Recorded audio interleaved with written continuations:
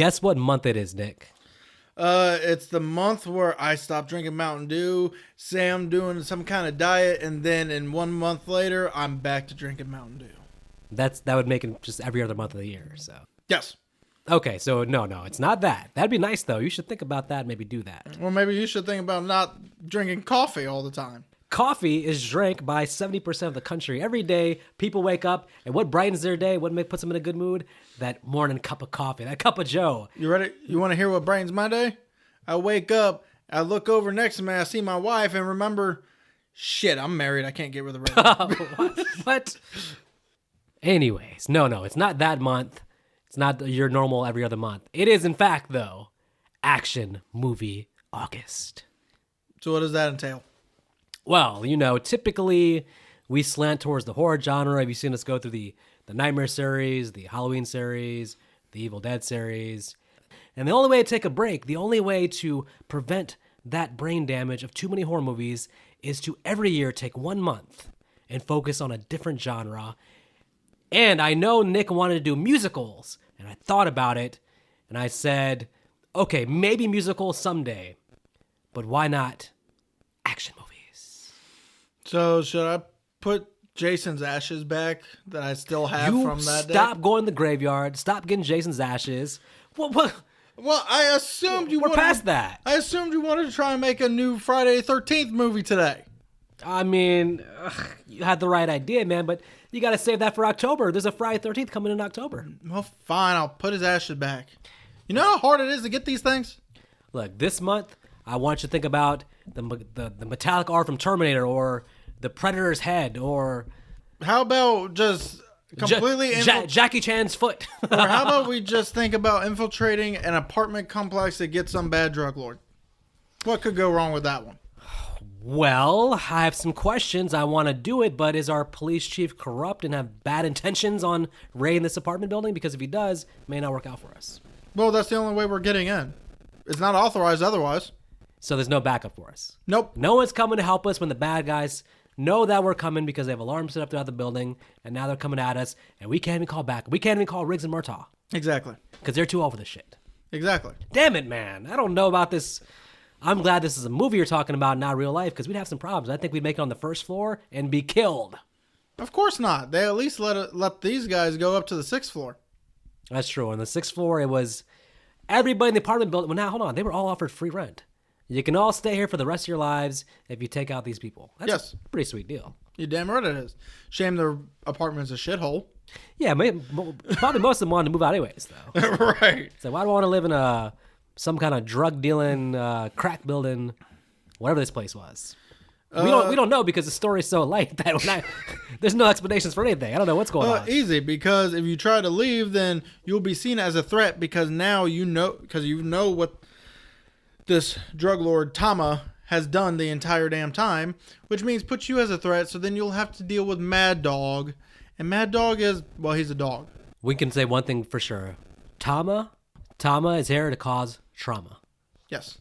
And with that, this movie's gonna have a lot of drama, and all these soldiers gonna wish they had their mama. And Rama. And the only one who could stop it is Rama. Okay. So, but we're starting today with 2011's The Raid. Martial arts classic, The Raid Redemption. Is it classified as a classic at this point? It is. Really? Yeah, It's only 12 years old. There was articles that came out. I was Googling the movie basically, and all these articles from like a couple years ago saying the 10-year anniversary, talking about how it changed the face of action movies, how it sent action movies in a different direction. It has a legacy, quite the legacy, in fact. In fact, the most popular action movies right now, the John Wick movies, I think are heavily inspired by the Raid movies. So I think it's an action classic for sure. It's. I think maybe you thought that it was you and 6 people in Idaho that like this movie, but it has a huge following. For one, not Idaho, Utah. And actually, the first time I watched this movie, I was in California. Ah, good for you. I think maybe it's one of those movies that start out with a very small following, but just over the years, as everybody online recommend it to their friends, they see the movie like, oh my goodness, you got to watch this. I think now it's caught up to where it's basically a mainstream popular movie. And it also jump-started someone's career in the name of Iko Uwais. I'm pretty sure I said that wrong. I think you did too. but I don't know how to pronounce it either. So. Either way, so because the reason I say jump started is because not only did he do Raid 2, he also worked with Tony Jaa with Triple Threat, and now he's going to be in a new movie, Expendables 4. So you're saying his career's on the downslide. So you're saying it peaked at a certain point, now it's going downhill because he's appearing in Expendables 4. Hell no. That's the top of his game. I'm sure he gets that fight scene with Jason Statham. Yeah, well, I'm sure more likely it's going to be him getting beat up by 50 Cent, but we'll see. So. And another person who a lot of people will not recognize because he was always in a mask, played is Sub-Zero in Mortal Kombat, who's then by the name of Joe Taslim. You're talking about the Mortal Kombat movie that came out last year that was extremely disappointing. Yes. That had an amazing opening 10 minutes and then proceeded to drop the ball, fumble the ball, and give us crap for the rest of the movie. Well, now we can't review the movie. They already know your thoughts on it. I didn't plan to review Mortal Kombat ever again. I reviewed the only Mortal Kombat movie that I like, The Raid Redemption. A lot of people don't know that subtitle, Redemption. They just say The Raid. Well, yeah, because the rest of the word is like 3 syllables long. What are examples of that where people don't really ever say the subtitle? Halloween 5, The Revenge of Michael Myers. Because who wants to say all that? It's a lot. Especially with a boring-ass movie like Halloween 5. You know, Nightmare on Elm Street 2 had a subtitle. Yeah, Freddy's Revenge. But it makes no sense. What is he getting revenge on? I don't mean to go into a quick tangent about horror movies, but does every series have to have one where it's like the character's revenge? We didn't get a Friday the 13th revenge. No, Part 5, Roy's Revenge. It should have been called that. It was called A New Beginning. Had been a better title than New Beginning. So. The Revenge of Roy Burns. Yeah, but that's still Hellraiser didn't have revenge in it. Ooh. Then again, like 7 out of those.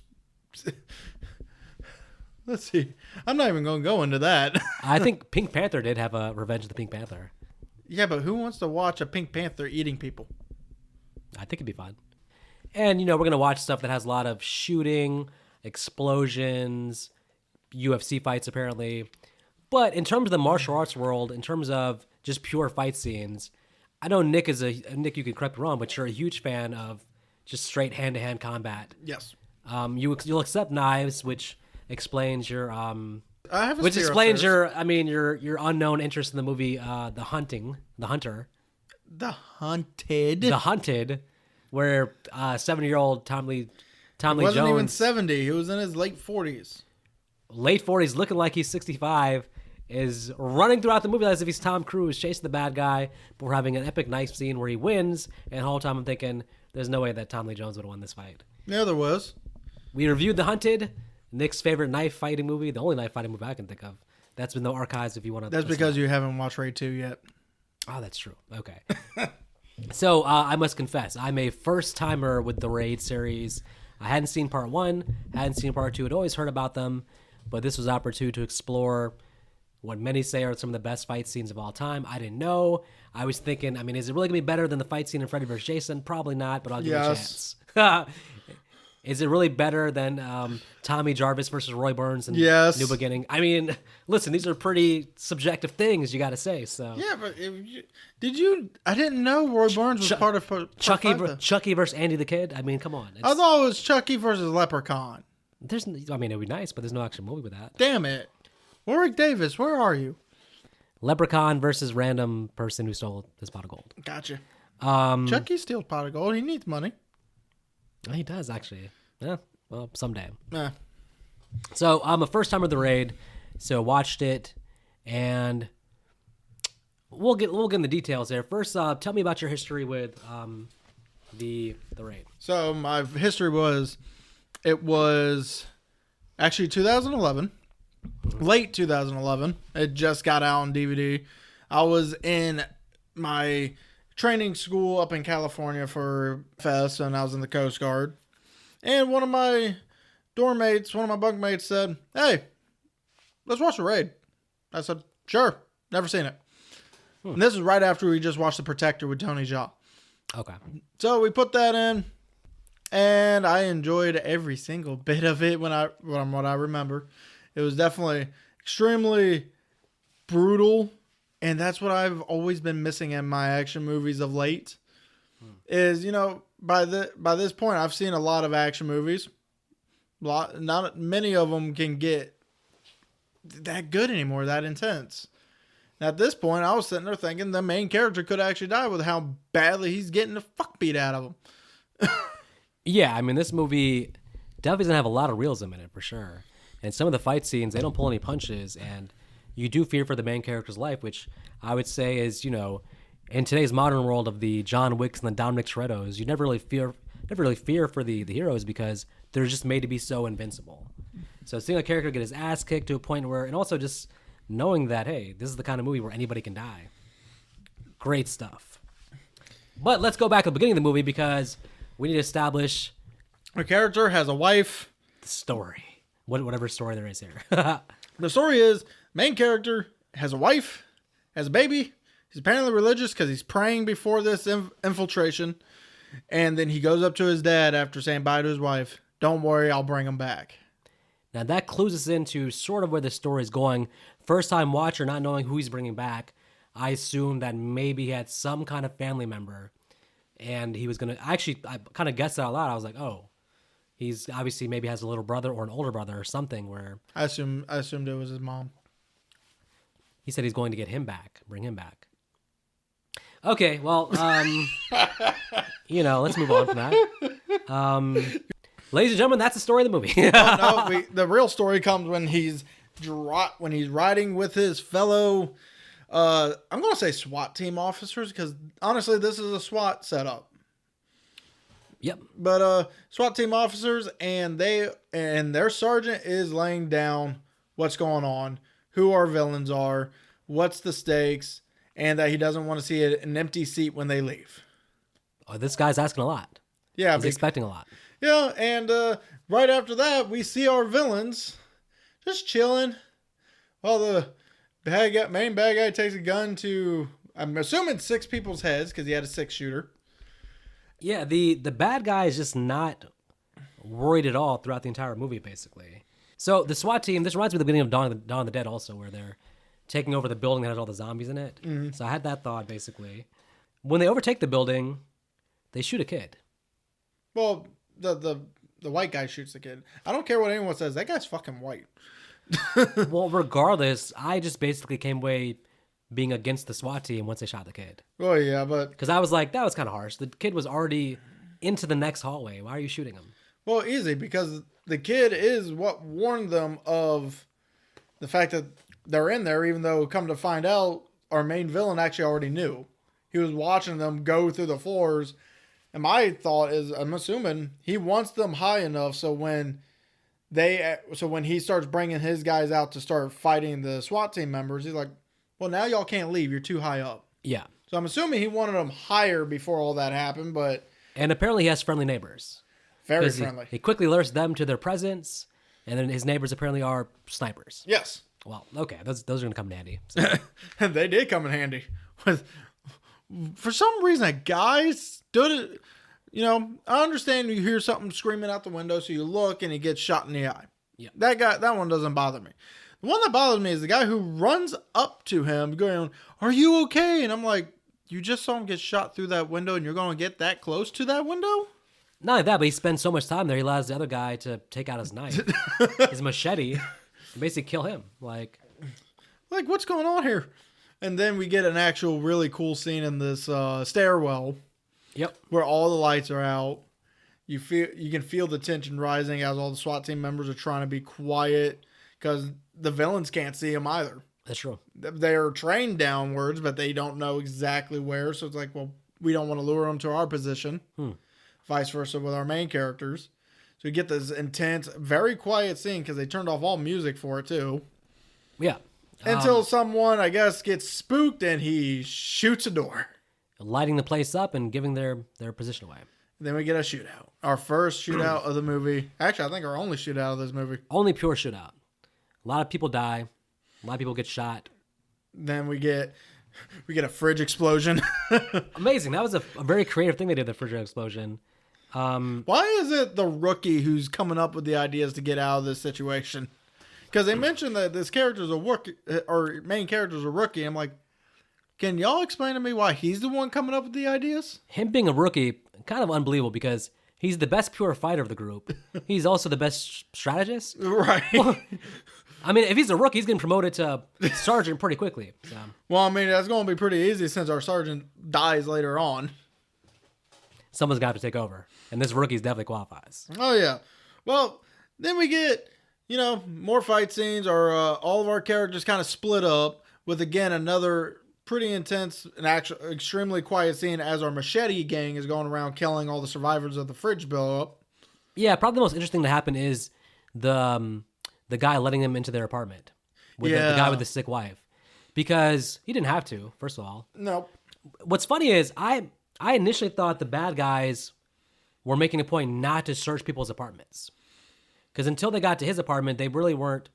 They were in the hallways, but they weren't like searching everybody's apartment. So I was like, oh, okay, they're leaving people alone. Then they come to find out that actually they can easily bust your door down and search your apartment. Well, yeah, but also until this point, because they did hear the door open and close, they didn't really have a reason to search the apartments either. Right. So, yeah, they just busted in, and then we get the wall scene, which this may be the dumbest thing Eco's done, but your other guy is hurt and all, so you want to lay down, make him more comfortable, but at the same time, you do know when you press your shoulder up against a very tight corner, the wall is going to bulge outwards. Okay, explain something with the scene to me, because when he pierces the wall with his machete, yeah, it obviously goes in the guy's like cheek Face. basically and cuts him. So I thought the main reveal was going to be that when he pulls the knife out, the concern is that there's going to be blood on the knife. So I had an issue, but they don't address that. So I had an issue with this too, because apparently, you know how Iko puts or Rama puts his hand on the machete, so when it pulls out, it's implied he wiped the blood completely off, and I'm like, he did not wipe the blood though. You see it. It was done very poorly if that's the case. And the thing is, you can't. The blood wouldn't have been wiped off like that. It would have just smeared. There'd still be blood on the blade. Exactly. Without like a napkin, there's no way to do it quickly. But when it goes past his hand, like I'm pretty sure as he's pulling it, I still see blood on the knife. It is. So it's like. But I guess the guy just doesn't look at the machete. I feel like that was like, okay, that probably should have got discovered there because. Yeah, well, he gets discovered not soon after leaving that fucking apartment by the machete gang, which, why are these guys better at fighting with their hands than they are with their own machetes? Up until this point, though, I didn't know this guy, the rookie dude, I didn't know he was that good of a fighter. Once you see how good of a fighter, you're like, wait a minute, why are you running at all? Right. Just stay and fight the entire gang. You can beat them all yourself. But he's running away, and then when forced to fight, he fights. And you're like, oh, shit.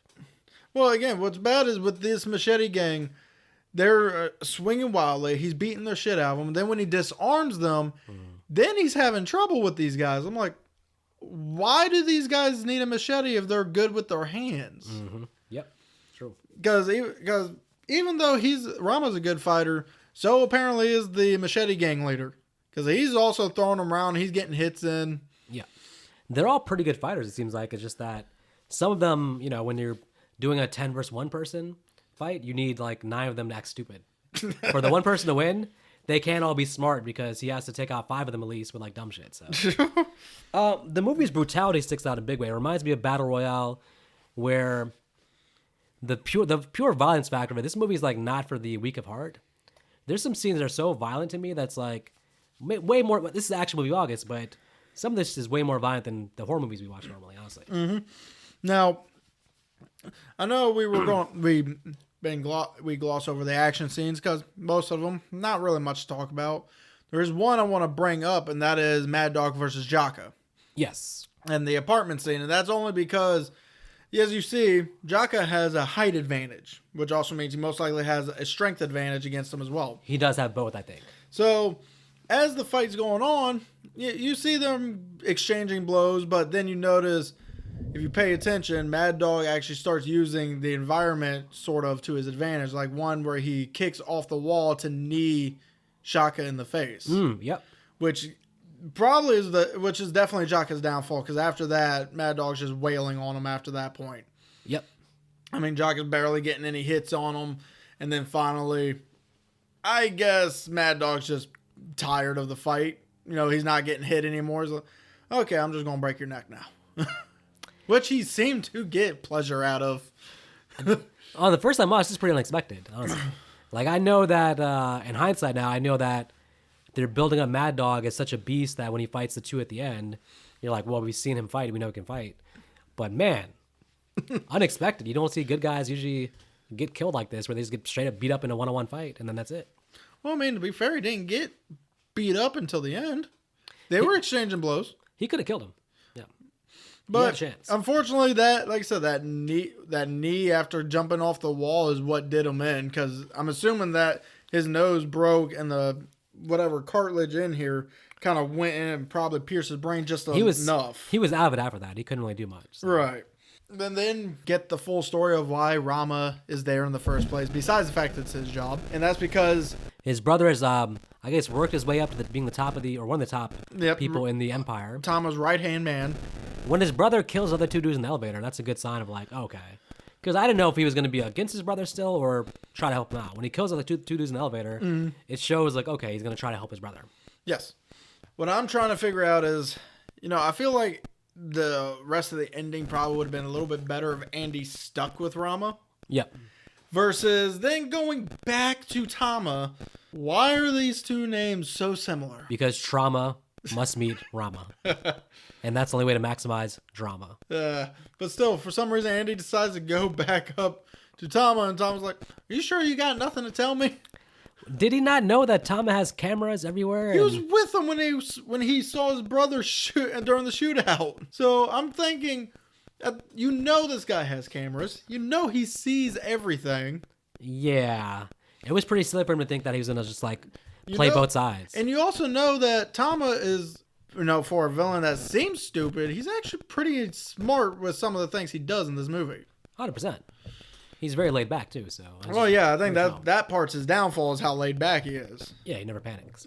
Some of the dubbing in this movie is a little bit off for me. Like, I didn't like the dubbing because some of the lines make the acting a lot worse than it is. So. Another thing with the dubbing is if you notice, I guess the way the Indonesian language is, it's so fast that, because I noticed there was, at one of the beginning when they first meet 726 guy, yeah, Rama was telling him something and it was a 2-line thing. But they only said the one line, then cut to the other guys saying, "I can do this myself," or something like that. Okay, so I guess their language is faster speaking. Huh. Because, again, Rama originally said 2 lines, but we're only getting 1 before the other guy starts speaking. Tells me that the dubbing couldn't exactly put everything together, but, it's voice acting at the same time. It's sad, but I guess it happens. It comes with the territory. Yeah. I would prefer the version with subtitles and just the natural language. But the natural language is actually pretty decent. I have watched it. Because you'll get better acting with that. So. Yeah, you get the actual feelings and, the actual actor acting instead of a voice actor trying to emulate what the character is feeling. Yeah. The best thing about this movie is that it's short and sweet. It really does move very quickly. Oh, yeah. You breeze through the action scenes. Even though there's no story really, the strength is that you're not bogged down by the story. You don't need too many character moments. Once you realize that the predicament of, okay, he's there for his brother, and his brother's playing both sides, but now the villain has discovered the brother is playing both sides, and now the brother's going to be used as bait. Yep. To lure in the other guy to get Rama. Which is going to lead us to... Our 2-on-1. Realistically, probably maybe the best fight scene I've seen on film. It's definitely one of the best fight scenes I've seen recently. Because a lot of things now, it's always those quick cuts, extremely shaky cam, which, to be fair, this movie used quick cuts. This movie has used shake cam, but they used it correctly. Yeah. You could tell what was going on. They didn't have to hide anything. When the characters in this movie get hit, they react. Yes. In a way that's smart, not like a bullshit movie way. They actually react, so it feels like real fight scenes. Yes, and then you also get Mad Dog's brutality when they finally stick the damn light bulb in his neck. And he's still going at it. He probably would have won if not for that. The problem with Mad Dog in this fight is that he's not giving any like death blows.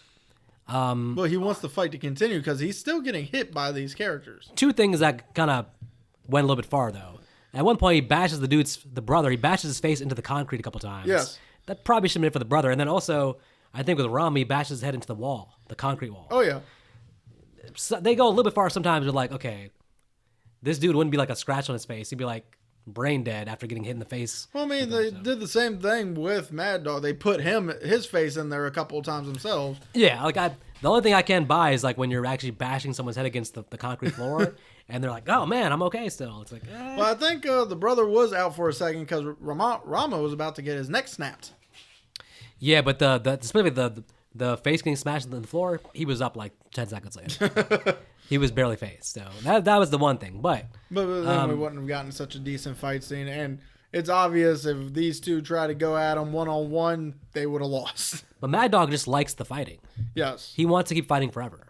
So he's not giving any death blows. He just wants to keep doing it. Yeah. They keep going to they're trying to kill him. So so that was a strategy thing of it. So Well, and the thing with also Mad Dog is it's the same thing with Jaka. It's once the opponent stops actually making contact with him, it's no longer real fun for him because now it's not a fight, it's a beatdown. right. He wants someone who can actually take him on, and honestly, I don't think he cared that he lost. Yeah. And he lost, but he lost probably if he was going to die, that's how he wanted to die. And if was going out in a fight and basically beating their ass for 70% of the fight. right. So. Yeah, hell, he was beating them even again after he got the damn light pole in him. He was still winning. It was just lack of blood finally came to him. Ultimately, they needed 2 people and a weapon to kill him. I mean, you can't die any better than that. So right. So, Wahoo, the white dude, ended up being the bad guy. Oh, wow. Didn't see that one coming. I know, right? Tama tells him, "Oh, you think our employers care that you kill me? No, they're just going to kill you right when you leave here. They actually like me. They don't like you." This is where the story kind of fails because we just don't know enough about their dynamic to really care about this inner politics going on with like, right? They sent you for you to die, not for you to kill me. It's like, this movie's not the kind of movie where that has any impact on us. Yeah, because we don't know who they are.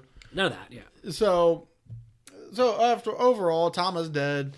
The Wahoo gets. Why do they name the white guy Wahoo? I don't know. I don't even know if I'm saying it right, but that's the way it's spelled. The names of this movie are something else. But he gets arrested. You think it's a happy ending, then you see the brother decide, "Nah, I'm not going home. I'm just going to turn around and go back to the apartments." I like that. I like that the brother Rama didn't chase him. He didn't try to argue with him. He just said, "Hey, he's old enough to accept his life. That's what it is." And they separate. And I hoped that'd make for an interesting dynamic in part 2. But you've already seen the first half of part 2, so you know that ain't the case. Upset, annoyed, very much. So. Final thoughts. Great action scenes, some of the best ever.